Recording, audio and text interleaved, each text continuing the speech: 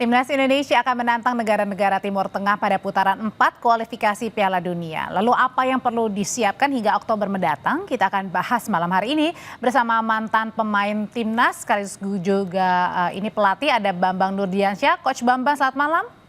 Selamat malam, Mbak. Ada juga analis sepak bola Gita Suwondo. Bung Gita, malam. Malam, Audrey. Ya, saya mau tanya ke Coach dulu. Coach, ini dari pertandingan terakhir kita melawan Jepang, sebenarnya apa sih yang benar-benar harus menjadi perhatian untuk bisa dievaluasi? Pertama-tama ini tim pelatih harus mengevaluasi hasil pertandingan kemarin. Memang pertandingan kemarin itu kan sama-sama sudah pasti lolos. Jepang udah pasti lolos ke Piala Dunia. Kita udah pasti lolos ke ronde keempat. Artinya pertandingan kemarin sebetulnya harus mematangkan taktikal yang akan kita bawa ke ronde keempat nanti gitu. Tapi sayangnya Jepang tidak mengasih kesempatan kita dan para pemain kita tidak bisa berkembang. Tetapi oke lah, memang Jepang kelasnya kalau menurut saya bukan kelas Asia saja atau tim terkuat Asia saja. Dia salah satu tim terkuat juga di dunia. Siapkan saja tim ini, tentunya dengan evaluasi apa yang terjadi kemarin lawan Jepang dan bahkan pertandingan-pertandingan sebelumnya. Saya cuman mau mengingatkan bahwa anak-anak ini kalau bermain dengan tim Timur Tengah itu lebih nyaman daripada bermain menghadapi tim-tim ras kuning. Di mana tim-tim ras kuning ini mengandalkan pressure yang tinggi seperti Jepang lakukan, begitu juga dengan Korea. Pressure yang tinggi, permainan yang cepat, tidak sama sekali tidak memberikan kesempatan pemain-pemain kita untuk bisa berleluasa dengan bola. Tetapi tim-tim Timur Tengah sedikit lebih nyaman sebenarnya pemain-pemain kita. Karena pemain-pemain Timur Tengah itu pressure-nya tidak tinggi, main bolanya juga tidak mengandalkan speed dan power gitu. Mereka bermain dengan benar-benar main bola pelan, possession, progresif ke depan, tapi pasti. Tetapi tidak seperti pemain-pemain ras tim kuning yang melakukan atau bermain dengan kecepatan, dengan high speed, pressure yang tinggi. Dan ini sedikit menyulitkan pemain-pemain kita. Itu terbukti di grup kita. Kita bisa menang hanya dengan tim-tim Timur Tengah, Arab Saudi dan Bahrain. Oke, Cina tidak sebagus Korea. Cina tidak sebagus Jepang, ras kuning. Tetapi walaupun bagaimana ras kuning sangat menyulitkan untuk pemain-pemain kita. Saya yakin kalau tim-tim yang dihadapi dari Timur Tengah, kok rasa-rasanya kita bisa bermain lebih baik lagi dan insya Allah kita bisa lolos ke babak berikutnya asal main di tempat netral ya. Saya dengar ada isu-isu yang bermain di nanti tempat tuan rumah. Kita bahas nanti soal tempatnya ya Coach ya. Tapi saya mau kembali tadi ke Coach bilang katanya rasa-rasanya kita lebih mainnya lebih bisa dieksplorasi lebih lah kalau kita bermainnya dengan tim-tim dari negara Timur Tengah dibandingkan tadi seperti Korea Selatan maupun juga mungkin Jepang gitu Bung Gita. Nah tapi kalau memang kita lihat level peringkatnya kan kita berada 123 ya, jauh dari ada Irak, Oman, Arab Saudi, Uni Emirat Arab begitu. Nah apakah dengan level peringkat yang jauh ini kemudian juga membuat kita harus ekstra waspada, betul. Tapi bagaimana nih melihat chance kita nanti? Kalau sebenarnya berdasarkan ranking pun sudah bukan harus jadi persoalan ya. Kenapa? Karena kita pernah berhadapan dengan Arab Saudi di Riyadh, kita menahan imbang mereka 1-1. Memang dengan mereka lebih menguasai jalannya pertandingan, tapi kita bisa mengimbangi mereka. Itu yang Coach Banur tadi bilang bahwa mereka gaya mainnya stylish, mereka tidak speed and power, mereka tidak selama 90 menit terus menekan kita, nggak seperti Jepang kemarin. Ini yang bikin kita bisa berkembang. Bahkan kita melawan Arab Saudi di tanah mereka sendiri, kita babak pertama permainan terbaik away kita ya. Kita menguasai jalannya pertandingan, kita bikin gol lebih dahulu. Melawan Bahrain juga kita bisa lepas dari tekanan bahkan pada saat mereka sudah unggul terlebih dahulu. Dari 10 pertandingan yang sudah kita lakukan, kita kan menang dan imbang kalau kita unggul terlebih dahulu. Satu-satunya di mana kita ketinggalan, kemudian kita menyamakan kedudukan dan bahkan unggul kemudian kita kehilangan poin 3 karena ada gol-gol di menit terakhir itu pada saat berhadapan dengan Bahrain di kandang Bahrain. Jadi kita punya kemampuan itu. Padahal ranking kita kan jauh dari mereka. Dan ranking kan nanti bulan Juli juga akan berubah lagi. Jadi ranking itu lebih karena hasil, tapi bukan karena kekuatan mereka. Dan agak aneh juga kemarin tadi yang dikatakan oleh Coach Banur bahwa evaluasi harus pada saat kita kemarin kalah lawan Jepang. Kenapa? Memang Jepang peringkatnya jauh di atas kita, tapi kan kita di Piala Asia Januari 2024 pernah sedikit mengimbangi mereka. Kalau lihat rekaman pertandingan itu saya sampai balik-balik lagi rekaman itu. Kita fluid passing loh, kita switching play-nya bagus. Artinya kita bisa mengimbangi Jepang. Kemudian waktu kita kalah 0-4 di GBK, kita pun punya second plan. Kita 34 menit bisa menekan Jepang. Ini yang tidak terjadi kemarin. Bahkan kalau ngelihat mukanya Patrick Kluivert itu setelah gol kedua itu dia seperti muka khawatir mencoba melakukan sesuatu tapi tidak bisa. Kenapa? Ya itu tadi karena speed dan power Jepang benar-benar apa ya menekan kita sepanjang menit. Artinya bisa dikatakan bahwa mereka main kayak dengan 20 pemain, kita hanya dengan 11 pemain. Jadinya jadi model-modelnya mungkin seperti itu. Ini yang harus kita apa ya? Kita evaluasi, kita rubah pada saat kita nanti ada di putaran keempat. Tapi percayalah bahwa siapapun Oman, Arab Saudi, Qatar, eh, Uni Emirat Arab tidak akan bermain selugas Sekeras Jepang gitu ya dan maksudnya Bung Gita ya. sehebat Jepang pada saat mungkin mereka lebih di atas kita, tapi tidak selama 90 menit. Pasti ada momen-momen di mana kita punya kesempatan untuk lebih berkembang dibandingkan dengan apa yang dilakukan oleh Jepang kemarin. Itu Jepang kemarin kayak nggak ngasih nafas ya ke kita. Bukan cuma pemain mungkin. Kitanya juga Kita yang semua di nonton rumah juga nggak nafas itu kemarin. udah lemes ya. Oke, Coach, tadi kalau misalnya tadi memang oke ada evaluasi ya dari pertandingan kita kemarin. Tapi juga tadi Coach Bambang menekankan juga kepada di mana nih tempat nanti kita bertanding. Kenapa ini menjadi penting harus di tempat yang netral? Apa kemudian hubungannya dengan nanti kita melawan entah siapa ya masih dikocok nih maksudnya dalam arti kita belum tahu ya apakah melawan Irak Arab Saudi dan lain sebagainya. Coach. Ya lebih daripada bahwa kalau main di tempat netral itu kan lebih fair gitu kan. Kita tahu lah, sama-sama tahu lah. AFC kan dikuasai orang-orang Timur Tengah itu sebenarnya.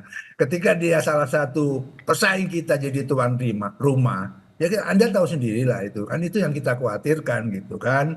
Karena terus terang di AFC sana itu yang bercokol, yang berkuasa itu orang-orang Timur Tengah. Ya kan, sultan-sultan itu gitu. Nah, lebih fair kalau main di tempat netral. Kalau di tempat netral, menurut saya peluang kita besar untuk bisa lolos ke Piala Dunia. Kalau Coach, kalau Bung Gita sendiri, apakah memang ini menjadi sesuatu yang perlu diperhatikan atau menjadi perlu menjadi catatan? Nah, tempat di mana kita bertanding nanti di Oktober?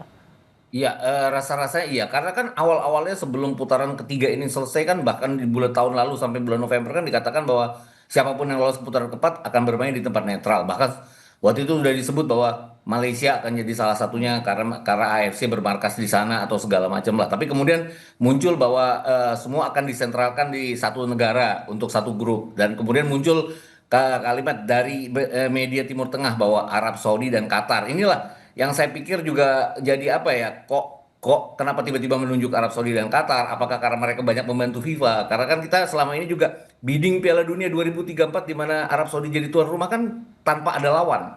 Sudah ditunjuk aja Arab Saudi jadi tuan rumah. Terus Piala Dunia Under 17 yang dengan 48 finalis dari tahun 2025 sampai 2029 ini akan diselenggarakan setiap tahun kan. Siapa tuan rumahnya? Qatar. Kenapa? Karena mereka yang mampu dengan 48 finalis untuk Under 17. Dan FIFA kebetulan ingin sekali ada development youth game dan ini mau tidak mau ya menunjuk Qatar yang infrastrukturnya bagus. Jadi seperti punya hutang budi AFC dan FIFA ini. Jadi waktu itu ya saya jadinya seuzon ya, kok bener nggak sih kayak gini? Mungkin ini kecurigaan saya aja, tapi rasa-rasanya ini kan harus di tempat netral. Kenapa? Karena 6 tim. Berarti artinya kalau di tempat netral ya, Bung Gita, berarti tidak di Uni Emirat Arab, di Qatar, Irak, Oman, Arab Saudi, artinya di luar itu ya? Ya di luar ASEAN juga ya, karena ada satu negara ASEAN di sini ya. Jadi Malaysia kan dekat dengan kita, mungkin tidak juga, mungkin bisa aja. Kalau bicara infrastruktur kan Jepang, Korea, China kan punya kemampuan untuk itu. Kenapa nggak di sana gitu?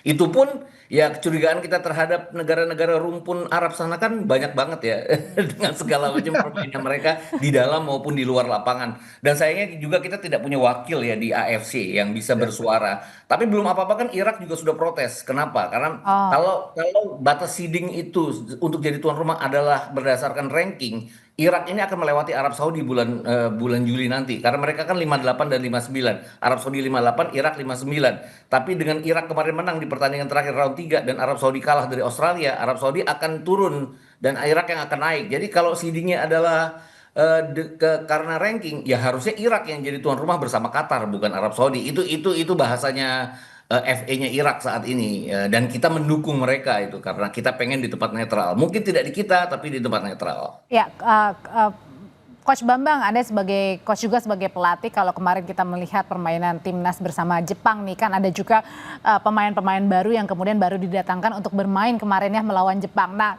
ini menjadi catatannya apa? Apakah mungkin perlu utak-atik lagi pemain yang kemarin sudah melawan Jepang? Iya, saya sih kemarin berharap bahwa di Jepang bukan nyoba pemain lagi, mematangkan strategi apa yang akan kita bawa ke ronde keempat, gitu loh. Tetapi sayangnya Jepang tidak mengasih kesempatan kita untuk berkembang sehingga taktikal mungkin yang dirancang tidak berjalan dengan baik.